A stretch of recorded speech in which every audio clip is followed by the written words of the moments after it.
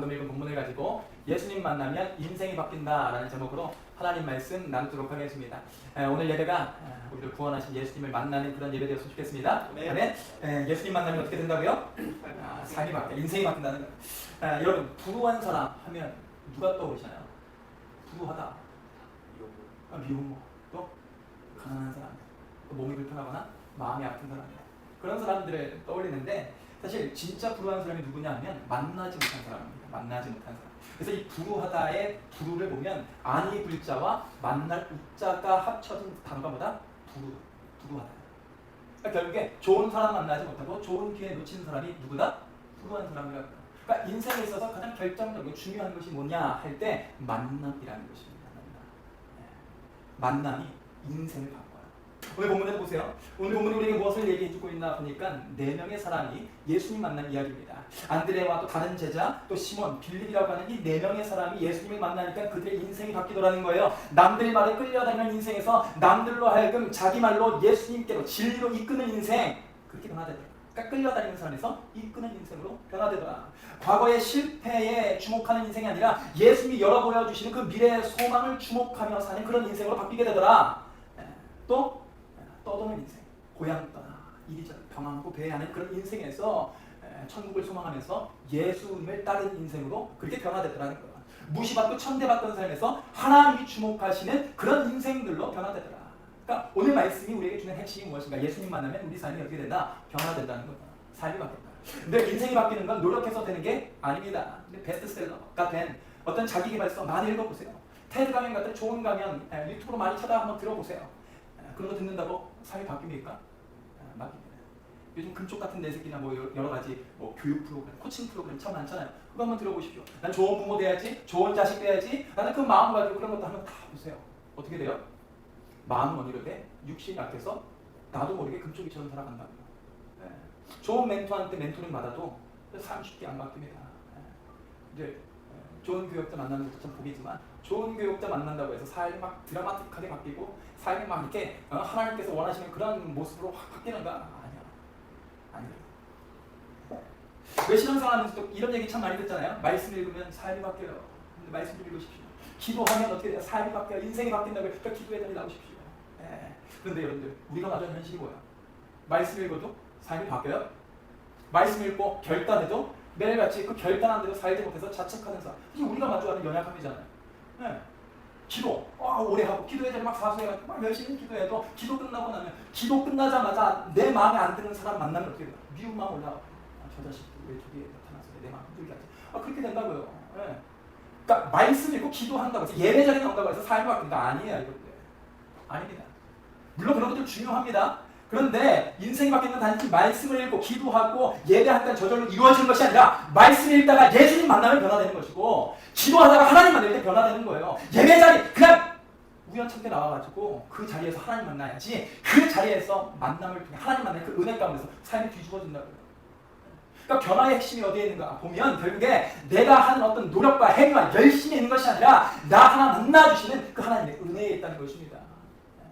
그 만나주시는 그 은혜가 오늘 예배 가운데 함께하기를 간절히 소원합니다. 아멘? 네. 그럴 때 변화된다. 그럴 때 삶이 바뀌어요. 제가 최근에 새롭게 한 소설을 통해서 프렌치 파파, 그 흑백 요리사 2에 나왔던 그 프렌치 파파로 잘 알려진 타미 리 셰프의 간증을 들었어요. 저는 타미 리 처음 알았어요. 타미가 토미가 할 때 이 셰프님의 간증을 들었는데 이분이 압구정 스타 셰프로서 미슐랭 가이드에 소개될 정도로 진짜 실력 있는 분이시더라고요. 인정도 받았고 거의 제가 간증을 통해서 듣기로는 미슐랭 가이드가 처음 이제 한국에 들어왔을 때 거의 그 초반에 미슐랭 가이드에 소개될 정도로 되게 유명한 가게 그 요식업을 이렇게 꾸려 나가셨던 분이시더라고요. 사업성도 좋고 실력도 좋고 인정도 받고 나중에는 손님까지도 자기가 받고 싶은 손님만 가려받을 정도로 그렇게 잘 나갔다는 거예요. 그러니까 본인 스스로도 그때를 회상하면서 뭐라고 해요? 그때는 참 교만했었던 것 같아요. 그런 얘기를 하더라고요. 그런데 이렇게 성공 가도를 달려가는 이 타미리 셰프에게 큰 아픔이 찾아와요. 예기치 못한 그런 상처, 아픔이 찾아왔거든요. 그래서 재등이 걸리고 불행가 확 걸렸는데 그 상처가 뭔가 보니까 자기가 난 그 눈에 넣어도 안 아플 아들이 다른 아이들보다 성장이 느린 갈달장. 이 아들의 갈달장애를 치료하려고 사업도 내려놓고 막 미국에도 가고요. 비싼 치료비 되면서 막 아이의 재활 치료에 막 힘을 썼다는 거죠. 그런데도 나아요? 안 나아요? 안 나았다는 거예요. 게다가 이 아들 문제로 아내와의 그 관계도 완전히 틀어져. 그러니까 서로가 힘드니까, 서로가 아이들이 힘드니까 제구가 속자잖아요. 그러니까 뭘 부탁해도 그거 네가 해. 나 힘들어. 나 일하고 왔잖아. 그렇게 말하면서 서로가 서로 이렇게 상처를 주고, 우리 나중에는 나 이제 너랑 못 살겠다. 그렇게까지 관계가, 가족이 완전히 깨어지더라는 거예요. 그렇게 남들은 잘 모르는 그런 인생의 밑바닥을 기고 있을 때 비로소 하나님을 만나게 되더라. 그런 얘기를 해주세요. 공동체를 통해서 위로해 주시고 말씀을 통해서 격려해 주시는 하나님이 바로 그 인생의 밑바닥 속에 있을 때 비로소 체험하게 되었다는 거예요. 그렇게 하나님을 만나게 되니까 그의 삶이 완전히 바뀌어지게 되는데, 이전에는 아픈 아들 때문에 이 아들 나 죽으면 어떻게 하지? 걱정만 하는 인생에서 이제는 하나님 주신 그 약속에서 내 아들 이렇게 아픔 많고 참 상처 많은 아이지만 그래도 하나님이 돌보실 거다 하는 그 약속 가운데 담대한 인생, 용기 넘치는 그런 인생 살게 되고요. 이전에는 사람을 가려가면서 장사했다면 이제는 자신과 똑같은 아픔을 가지고 있는 가정들을 꼭 초대해다가 한 주에 한 번씩 꼭 초대해다가 자기가 대접할 수 있는 최고의 요령, 그 가정을 위로해 주고, 또 특별히 자신과 똑같은 처지에 있는 그 아버지를 불러다가 꼭 안아주면서 힘내라고, 그렇게 작은 위로나마 위로를 전하는, 격려해주는 그런 인생으로 바뀌더라는 거예요. 최근에는 또 흑백 요리사로 되게 인기를 얻었잖아요. 그러니까 그렇게 흑백 요리사 2를 통해서 알게 된 그 사람들과 또 선교팀을 꾸려서 또 선교를 나간다고 하시더라고요. 삶이 완전히 바뀌더라는 거예요. 그러니까 이 바뀐 삶의 모든 동력과 모든 이유가 어디에 있습니까? 예수님 만나, 하나님 만나 그 체험에 있었다는 거. 그러니까 하나님 만나야 우리 삶이 바뀌어요. 이 간증을 한 가지 사실이 깨달아져요. 내가 바뀌는 건 노력하나 결단한다고 해서 되는 게 아니라, 심지어 어떤 문제를 마주하거나 고난을 마주한다고 해서 삶이 바뀌는 건 아닙니다. 그 문제 가운데 하나님을 만나야지. 그 시련과 고난 속에서 예수님을 만나야지 우리의 삶이 어떻게 된다? 바뀐다고요. 변화된다고요. 달라진다고요. 그러니 여러분 가운데 변하지 않는 나를 보면서 자책하고 후회하는 인생, 또 이제는 진짜 다르게 살고 싶어서 오늘 이 자리 가운데 나온 그런 청년분들 계시다면, 또 이전까지는 내가 받는 인생, 인정을 갈구하고 막 사랑받기를 원하는 그런 받는 인생에서 이제는 좀 주는 사람, 사랑을 주고 관심도 주고 위로도 주고 소망도 주고 그렇게 거룩한 열망도 부어주는 그런 인생 살고 싶으신 분들 계시다면, 오늘 말씀을 통해서 누굴 만나야 된다? 예수님 만나야 된다. 하나님 만나야 한다는 것입니다. 은혜를 만나야 된다는 거예요. 그 하나님 만나는 그 은혜의 체험에서 우리의 삶이 바뀌어진 역사, 그 기적 일어난다는 거예요. 예수님은 오늘 이 말씀을 통해서 여러분들 한 사람 한 사람 각자의 그 상황에 맞게 각자의 그 마음을 만들어 주실 때 비로소 우리의 삶이 내 수준과 내 능력으로는 도저히 이뤄낼 수 없는 그 변화를 맛볼 수 있다는 거예요. 오늘 그 변화의 기적 다 누리게 된 시간들을 소원합니다. 그럼 어떻게 해야 예수님 만나 변화된 인생 경험할 수 있는가? 첫 번째, 여러분들 들어야 만나요. 들어야 만납니다. 뭐라고요? 들어야 만나요. 말씀을 들어야 만납니다. 하나님 말씀 들어야 돼요. 그래야 예수님 만납니다. 오늘 본문에서 보세요. 침례 요한 뒤를 졸졸 쫓아다니던 2명의 사람이 말씀을 듣고 나서 누구를 만나느냐? 예수님 만나요. 하나님의 어린 양 대신, 내 인생의 답이 대신 예수님을 만나게 된다고요. 본문 36절 후반부입니다. 보라, 하나님의 어린 양이로다. 침례 요한이 전하는 그 하나님 말씀을 듣게 되니까 결국에 이 2명, 이 침례 요한을 먼저 따르던 이 2명의 사람이 예수님을 비로소 만나게 되더라. 그 인생의 구주 대신 예수님을 만나더라. 말씀 들을 때 결국에 예수님 만나게 된다는 거예요. 그러면 이런 질문이 들어요. 듣는다는 건 꼭 뭐예요? 귀로 듣는 건 알겠는데 듣는다는 게 뭔가? 근데 듣는다는 건 정보 수집하는 게 아닙니다. 내게 득이 되고, 내게 도움이 되고, 내게 필요한 말씀, 그거 듣는 거, 그거 모으는 거, 그거 그 차원이 아니라는 거예요. 어떤 말씀 듣고 보니까 괜찮네, 맞는 말이네, 좋은 말이네 라면서 평가하는 것도 아니에요. 근데 듣는다는 건 방향이 바뀌는 겁니다. 방향이 바뀌는 거예요. 방향이 재설정되는 거예요. 조정되는 거라고요. 말씀이 가리키는 그 들려진 말씀, 그리고 그 말씀이 가리키는 예수님께로 내 삶이 틀어지는 것, 그렇게 내 인생의 모든 목적과 내가 여태까지 중요하다고 생각했던 그 가치의 모든 방향이 다 틀어지는 것, 바뀌어지는 것, 그게 뭐다? 듣는 거라고. 그래서 오늘 본문 37절에도 보면 두 제자가 그의 말을 듣고, 그러니까 침례 요한이 전한 하나님 말씀을 듣고 예수를 따르니라 라고 얘기를 해요. 그러니까 두 제자가 하나님 말씀 들으니까 어떻게 된다? 삶의 방향이 바뀐다고요. 사람 따르던 인생에서 주님 따르는 인생으로 방향이 틀어지더라. 그러니 결국에 듣는다는 건 또 뭐다? 생각의 방향, 선택의 방향, 행동의 방향, 가치의 방향, 모든 인생의 방향이 틀어지는 거예요. 그렇게 인생의 방향이 예수님께로 조정될 때 우리는 예수님 만날 수 있다고요. 아멘이십니까? 근데 우리가 이곳 가운데 모여서 예배하는 이유가 무엇입니까? 말씀 듣기 위해서잖아요. 평일 내내 세상 향해 내달렸던 그 인생 살아온 우리인데 이제라도 주님 따르는 삶으로 우리의 방향을 조정하기 위해서 이 자리 가운데 나온 거 아니에요? 단순히 이 예배 자리에 나와서 지금 이 설교 듣는 이 시간은 우리의 도파민을 채우거나 우리의 지적 허영심을 만족시키거나 알지 못했던 것을 알게 되면서 지식을 얻게 되면서 어떤 희열을 느끼는 그런 자원이 아니라 하나님 말씀 듣고 그 말씀이 가리키는 예수님을 향해서 그 복음이 가리키는 은혜를 향해서 내 삶을 조정해 가는 것, 그 시간이 뭐다? 예배의 시간이고 설교 듣는 바로 이 말씀의 시간이라는 것입니다. 그렇게 내 삶의 말씀을 통해서 예수님이 바랍니다. 예수님께 내 생각, 내 행동이 맞춰질 때, 내 모든 초점과 시선이 맞춰질 때 비로소 우리 예수님 만날 수 있다는 거예요. 우리 위에 일하시는 예수님, 우리 한 사람 한 사람 구원하시고 위로하시고 다시 한번 소망 주시기 위해서 오늘도 변함없이 하신, 끊임없이 하신 그 하나님 만날 수 있다는 거예요.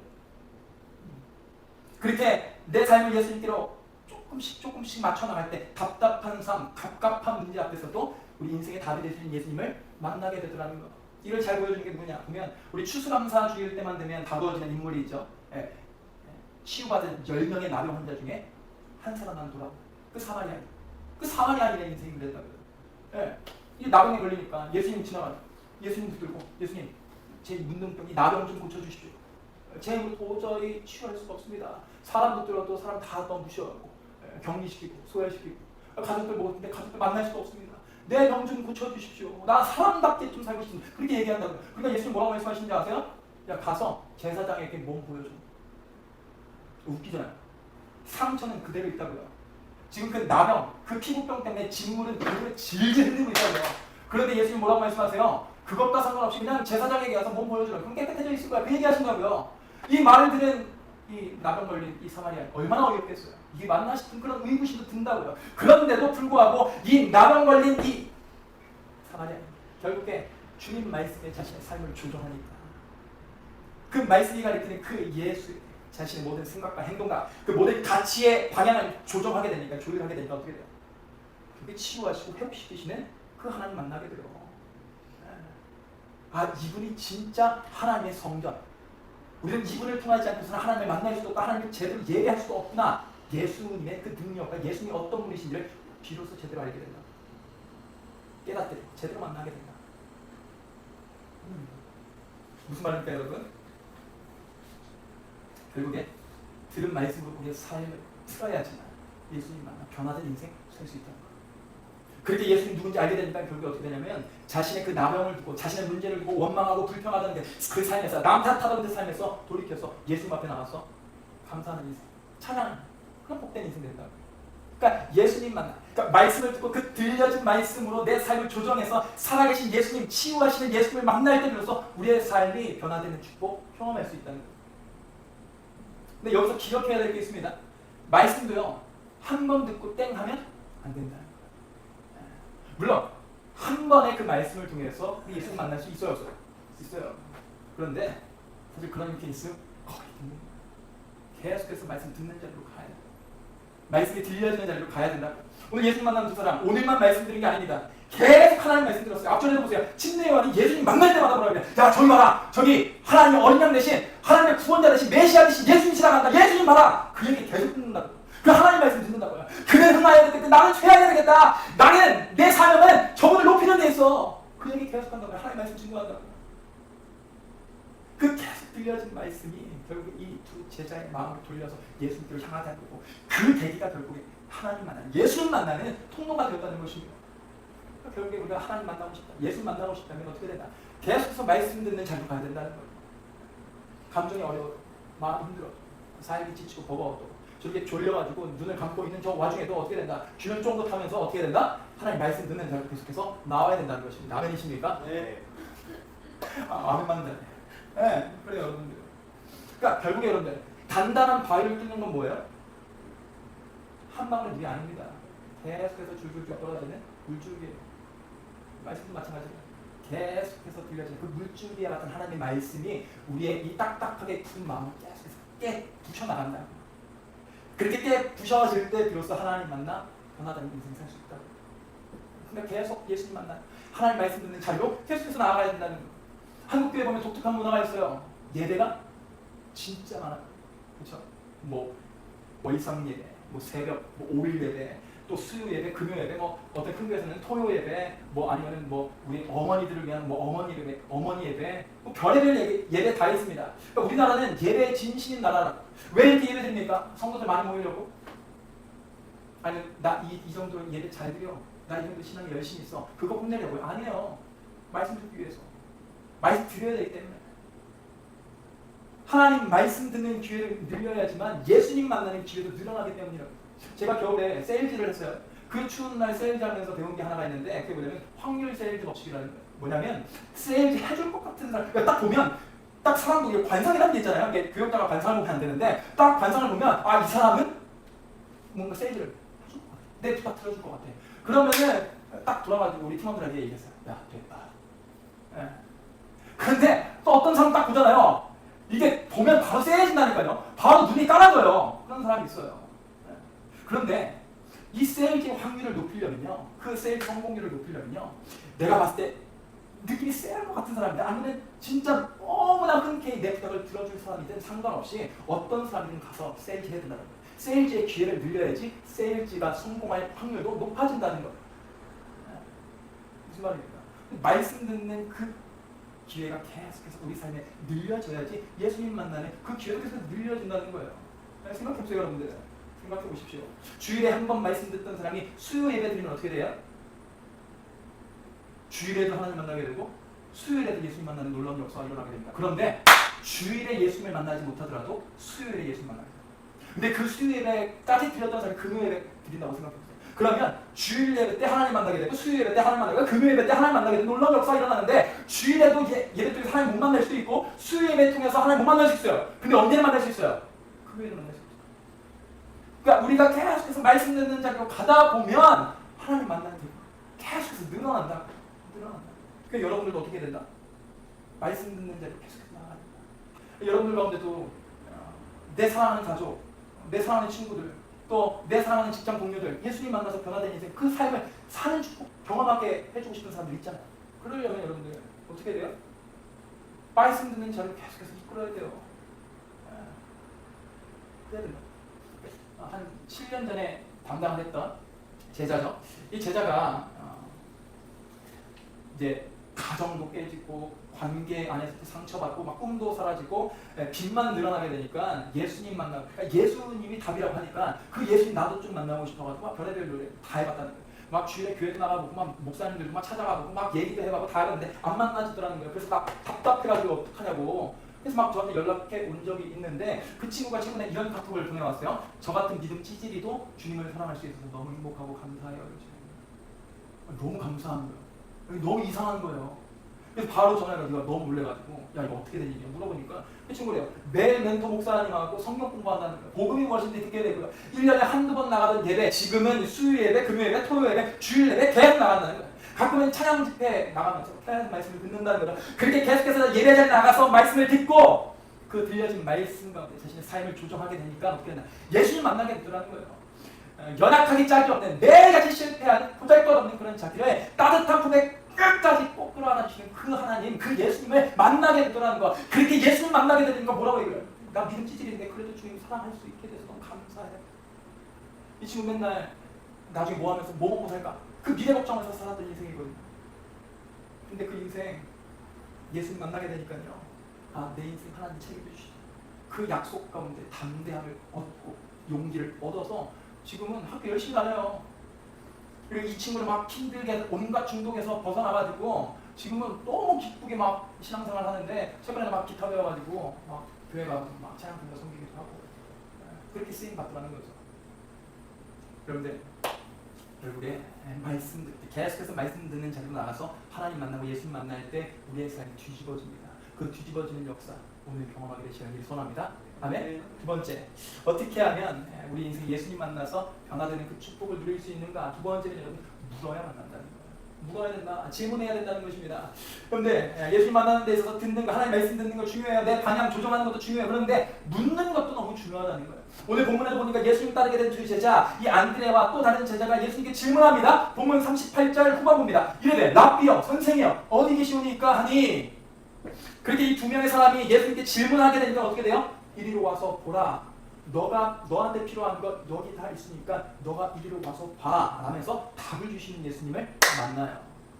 그 제자들에게 당신의 시간과 당신의 장소를 내어주시기까지 그들과 함께 하시는 동행하시는 은혜의 하나님을 만나게 된다고요. 그러니까 삶이 뒤집어져요.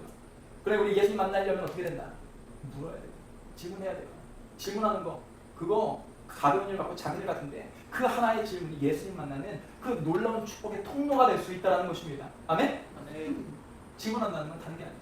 내게는 답이 없다는 걸 인정하는 거예요.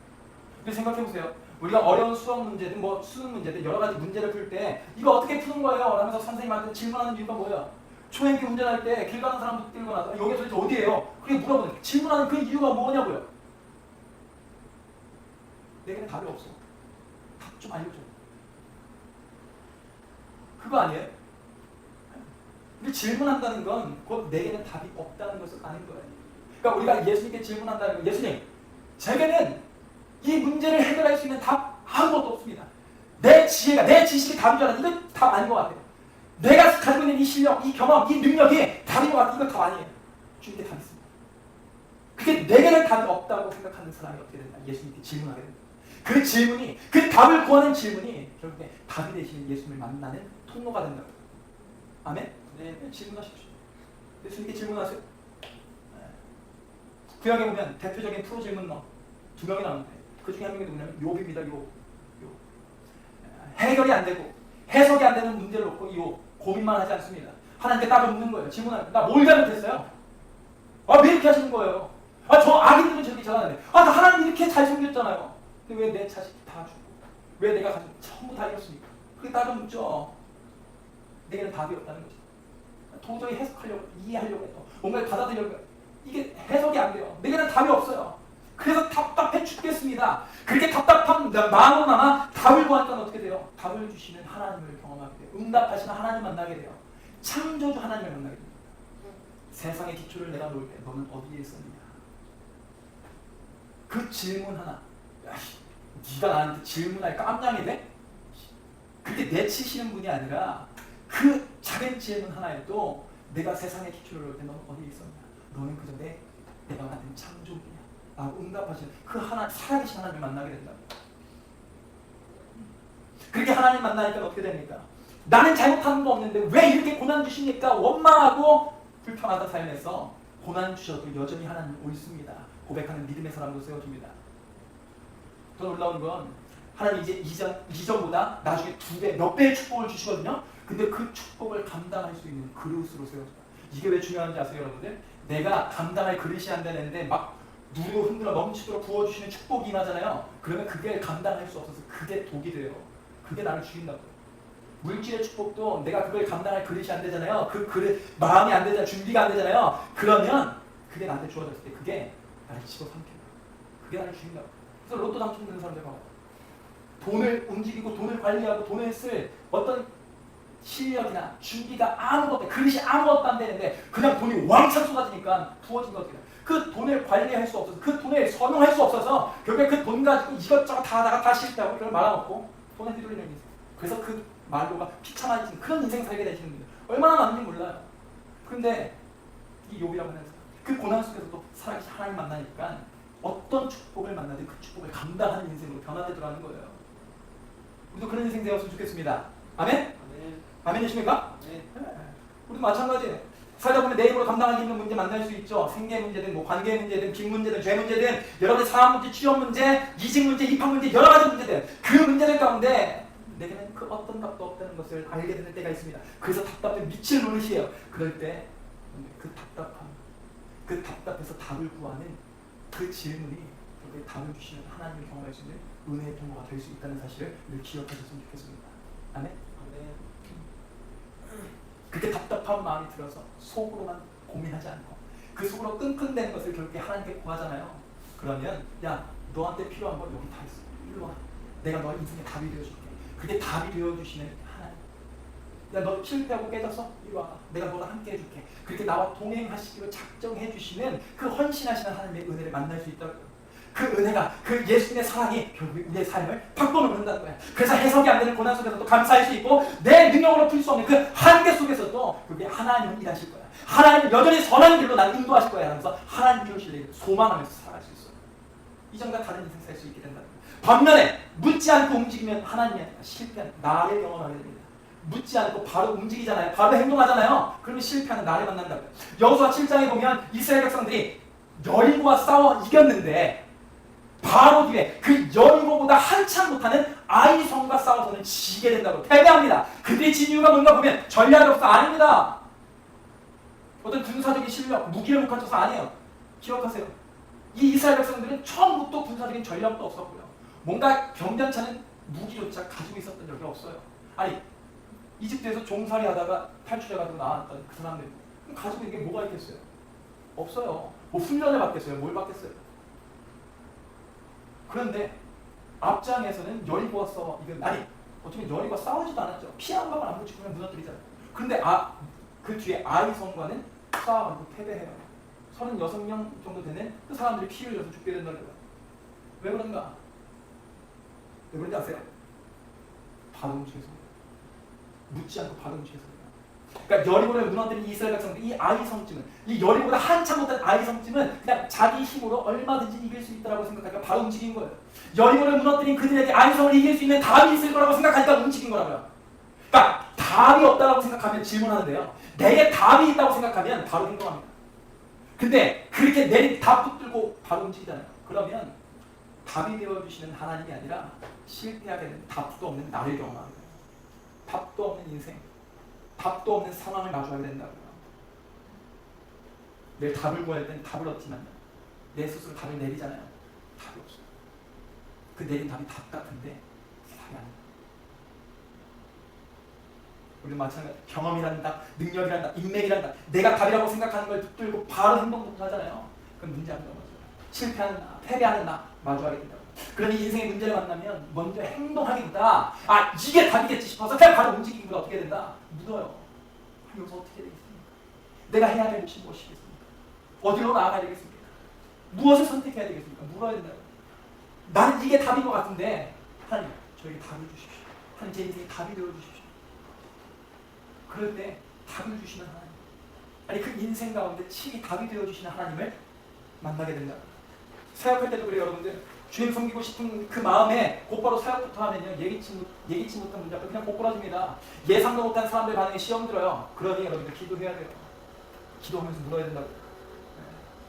기도가 한테 질문하는 자리예요. 질문하는 시간입니다. 어떻게 되겠어요?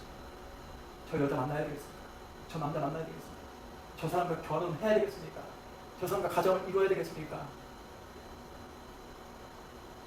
어제 만난 그 사람이 제 짝이 맞습니까? 그건 본인이 내릴 것 같은데 그렇게 본인이 내려서 바로 행동하면 어떻게 된다? 실패하는 나를 만나, 흔들리는 나를 만난다. 기도하십시오. 기도하면서 물을 때 어떻게 된다? 하나님 지혜 주시고 용기 주세요. 능력 주신다고요. 내가 필요한 거 채워주세요. 그 채워주신 하나님, 공급하신 하나님 만난다고요. 그럴 때 남들 시험에 들게 하는 인생이 아니라 주님 속 시원하게 하는 인생 살 수 있어요. 아멘? 네. 여기서 중요한 게 있습니다. 예수님께 어떤 질문을 해도 상관이 없다는 거예요. 예수님께 어떤 질문을 상관없습니다. 우리는 흔히 좋은 답은 좋은 질문에서 얻는다고 얘기하죠. 좋은 질문도 그렇게 누구한테 하느냐에 따라서 좋은 답을 얻을 수도 있고 어리석은 답을 얻을 수도 있어요. 중요한 건 누구한테 질문하냐가 더 중요해요. SNS에서 영상 하나를 봤는데 아니 이제 고민이 있어서 막 상담 요청하는 거 질문을 하는 거죠. 여자친구한테 욕을 하게 되는데 이 문제 좀 어떻게 해야 돼? 그랬더니 이 이제 상담자죠. 내담자한테 뭐라고 얘기를 하냐면 당신은 질문부터 틀렸습니다. 우선 좋은 질문을 가지고 오십시오. 그럼 제가 거기에 좋은 답을 주겠습니다. 아니 이 사람은 자기의 문제를 놓고 답답해서 답 좀 알려달라고 그렇게 요청한 거 아니에요? 근데 질문이 틀렸다고 어떻게 돼요? 반려시켜요. 이게 우리 수준이에요. 그게 본인은 똑똑해 보이는데요. 그거 본인 수준 나타내는 겁니다. 좋은 질문 안 하면 나 좋은 답 줄 수 없어. 그 수준, 그 내 차원의 수준 나타내는 거라고요. 그런데 예수님은요. 내가 어떤 수준의 질문을 하든 우리에게 필요한 답을 주신다고요. 우문현답이라는 말 있잖아요. 응답이 뭐예요? 어리석은 질문에도 현명한 답이 있습니다. 예수님의 사역이 그런 사역이에요. 아무리 어리석은 엉뚱한 질문, 이게 맞나 싶은 그런 질문도, 어떤 질문도 예수님께 해보세요. 예수님은 우리 수준의 질문에도 예수님 차원에서 대답하십니다. 우리에게 가장 필요한 그 대답을 주신다고. 그게 예수님 차원입니다. 그게 예수님 수준이에요. 아멘? 아멘. 제가 며칠 전에 하준파파죠? SNS 인플루언서. 이 하준파파, 이 황태한 씨의 간증을 듣게 되는데요. 코로나가 한창일 때 아들 이준이가 생 5개월밖에 안 됐다. 핏덩이인데 그 핏덩이가 갑자기 급성 심장마비 그냥 세상을 떠났다는 거죠. 분명 아침까지만 해도 품에 안고서 막 우유 내리고 기저귀 갈아줬는데 아들의 체온이 지금도 생생하게 느껴지는데 갑자기 하늘나라 가게 된 거예요. 이유 모르는 아들의 죽음, 갑작스럽게 찾아온 그 이별에 막 정신이 나가고 죽을 듯이 빌었다는. 뭐라고 얘기를 하냐면 그냥 무릎 꿇고 무릎이 깨지는 말고 그냥 그 병을 그냥 딱 돌아다니고 싶을 정도로 그걸 감당할 수 없어서 막 사람 미칠 지경이었다고 그렇게 얘기를 하더라고요. 다 내가 무능해서 아들 떠나보낸 것 같아서 막 자칫게. 자식이 죽으면 부모는 그 자식 가슴에 묻는다고 하잖아요. 그 일은 그 이준이를 가슴에 묻고서 괴로워서 갑갑해서 미칠 지경이어서 하나님께 이렇게 따져 물었다는. 아니 장난하세요? 이게 말이 돼요? 왜 이러시는 거예요? 어떻게 이럴 수 있어요? 그렇게 말로 다 표현할 수 없는 그 울분과 속상함 가지고 막 하나님께 따져 물었다는 거죠. 장난하시는 거예요? 어떻게 이럴 수 있어요? 내가 뭘 잘못했냐? 근데 그때 하나님 이렇게 말씀하셨어요. 이렇게 답하셨어요. 내가 걱정하지 마. 너 아들 이준이 나랑 같이 있어. 너 아들 떠나보낸 그 아픔 사실 나도 잘 알아. 내 아들 예수도 그렇게 떠나보낸 적 있어. 하나님 이해 안 된다고 막 따져먹는데 나한테 답 좀 구해달라고. 답 있으면 나한테 답 좀 내려달라고 막 구하는데 하나님 그 질문에 그냥 니까 짓게 뭔데 나한테 질문 그게 아니고 나도 야 다 알아. 나도 겪었어 하면서 공감하시는 하나님으로 그 인생을 찾아가 주시고 만나 주시더라. 그렇게 비로소 그 사랑의 하나님, 그 살아계신 하나님 만나니까요. 그때 비로소 하나님이 아들을 내어주신 사랑이 얼마나 큰 사랑인가 그걸 깨닫게 돼요.